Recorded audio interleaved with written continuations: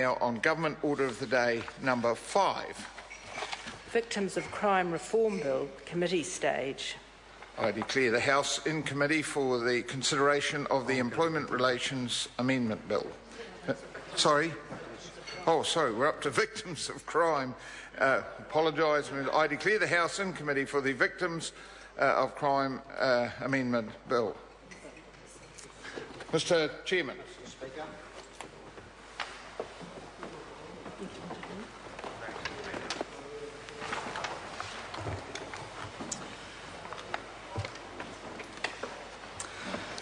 Members, the House and Committee on the Victims of Crime Reform Bill.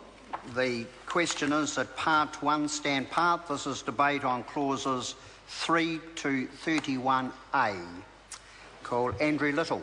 Thank you, Mr. Chairman. I'll take a moment to speak to the Victims of Crime Reform Bill, noting, as we have done from the outset, that Labor will support this bill, noting that this bill makes important changes to the gradually evolving victims' rights legislation that we have in this country, starting as they did in 1987 under the then Labor government, when it passed the first victims' rights piece of legislation, reviewed then in the early 2000s and made changes then, and now comes to this piece of legislation.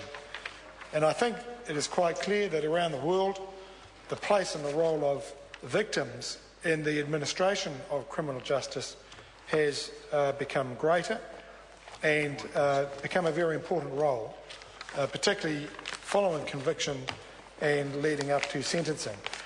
And although the theoretical role, if you like, of the victim was to really hand over their place and their interests to the prosecutor, usually the Crown, in criminal matters, increasingly now victims want to have their voice directly heard in the court, and that is not a bad thing. We live in an age of accountability, whether it's organisational or whether it's personal, and in the criminal justice system that counts for a great deal. It counts for a great deal when victims can directly report to the court and often to the perpetrator of the crime of which they are a victim, the impact of that crime on them or their family and often the wider community. And so this is important. This bill clarifies some of the rules, for example, around victim impact statements and how they are to be presented and what is to be included in them. And so it's interesting that in the new section 17AA under clause 11, which sets out a victim impact statement, how it is defined, and includes that information to be presented as part of a victim's impact statement can include any photographs, drawings or other visual representations provided by the victim, which is an interesting development. Certainly up until now, most victim impact statements have been written, either written directly by the victim who is making the statement or on their behalf with the assistance of others. Up until recently, read on behalf of the victim, but more recently read directly by the victim to the court.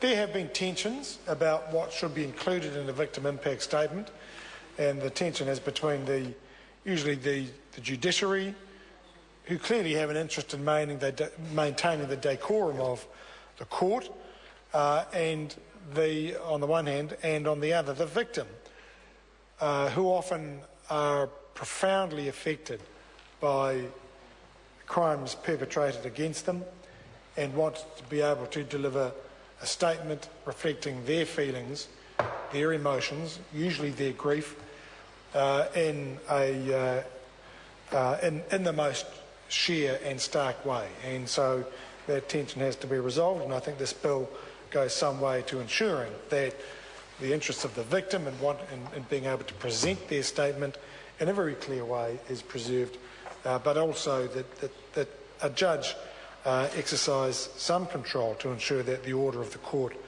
is maintained. So all of that is good, and we welcome that. But, Mr. Chairman, we should also reflect on now the pace, if you like, at which victims' rights are being developed in this country? Is it enough simply to make some gradual and incremental changes to this legislation and to these rights of victims that have been around for some time? Or is it time to consider a more deep-seated approach? For example, a specific advocate for the victim. Is it perhaps time to consider a comprehensive or a coherent charter of rights for victims, so that rather than appearing in this piece of legislation in terms of their right to make a statement to the court, or other legislation where their right to have some assistance by the court or victim support themselves, to go beyond that and to ensure that those victims, as many victims do, particularly of serious crime, where they face costs associated with attending trials or attending a hearing, Mr. Chairman, Andrew Little, attending court, which may be for days or in some cases for weeks at a time, that it is automatically accepted that the cost that they face in doing so would be covered by the state, to enable them as the victim to participate properly and fully in the criminal hearing. For many victims, it is attendance at the trial of an alleged offender, and if they are then convicted, attendance at their sentencing, that helps to close that emotional loop, or to bring some closure to them and their wider family, particularly where the offence that they are a victim of involves a homicide or a very serious assault that has materially changed, deleteriously changed the life of the family member on whose behalf they are there, and where they are a victim because of the loss of a functioning family member. And so perhaps it is time for this House and for the Minister of Justice to consider the next step, which is a more comprehensive review, or at least a more comprehensive piece of legislation covering the whole gambit of victims' rights and means and processes by which victims can participate in the criminal justice process so far as it affects them. So, Mr. Chairman, we do support the bill. It is an important addition to our victims' rights matrix. It will address a question that has been long-standing for many victims and their advocates, and indeed for the courts themselves, which is to be very clear about the way victim impact statements are to be dealt with, the way information is to be disclosed to victims, about the protection of victims' contact details so that they cannot be further harassed or prevailed upon by perpetrators of crimes or those who would assist them or be their acolytes.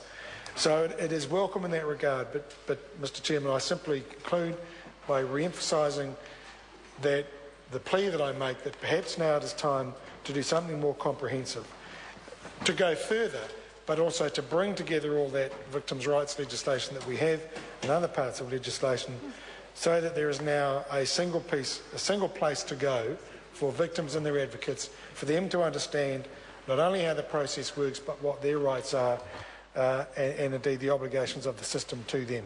So on that note, sir, we welcome the bill and we will support it. Thank you. The Honourable Marianne Street. Thank you very much, Mr. Chairman. I rise